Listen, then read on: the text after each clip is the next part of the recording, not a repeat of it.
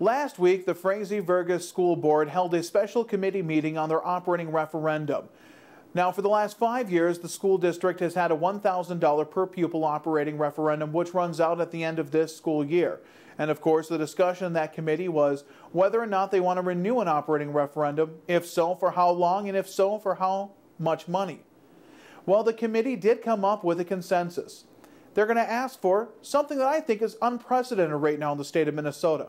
They're going to ask their residents to actually certify a lower operating referendum than they currently have. Now, none of this is set in stone yet. This is simply a recommendation from the committee, which will now be brought forth to the entire Frazee School Board at the July 10th meeting. But the committee is recommending that the Frazee District continue with an operating referendum, but this time for $700 over a 5-year period, so $300 less per pupil unit. So why has the school board decided, or the school committee decided to make this recommendation for the school board? Well, after several hours and many committee meetings over the last few months, they really feel that this is probably the best way economically to help the district. Both give their taxpayers in the district a little bit of a break, yet maintain the buildings that they've been able to do over the last few years, and maximize their ability to get state aid.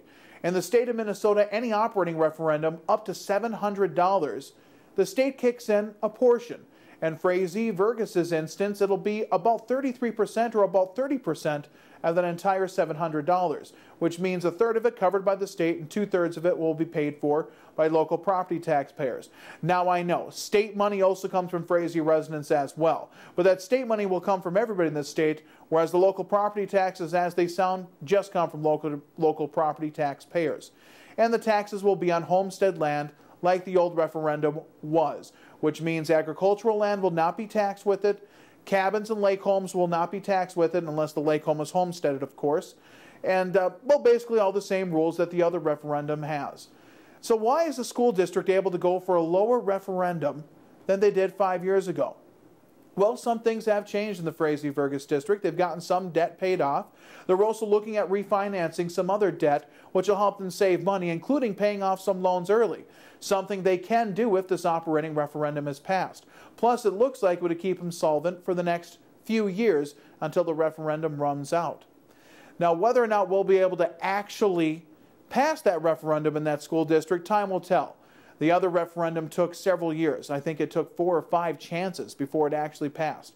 But there's been a lot of turnover in the Frazee School District, entire new administrative staff, and a lot of other new people in place too, not to mention new school board members. It's a November election, so you'll get a lot of people out there. Now again, this isn't really set in stone, but that the July 10th meeting is the chance when the school board can change this recommendation, go with the recommendation, or throw it out. School districts all over the state of Minnesota are struggling. Frazee is no different. They're caught up in the keeping up with the Joneses. They too would like to add, tablets and iPads, things that other school districts around the area are having. Technology is so integrated in schools. Right now, it's not really in the budget. Well, with something like this, it can continue to be in the budget. It's going to be tough to see what happens over the next few days and few weeks with this school district and with this vote.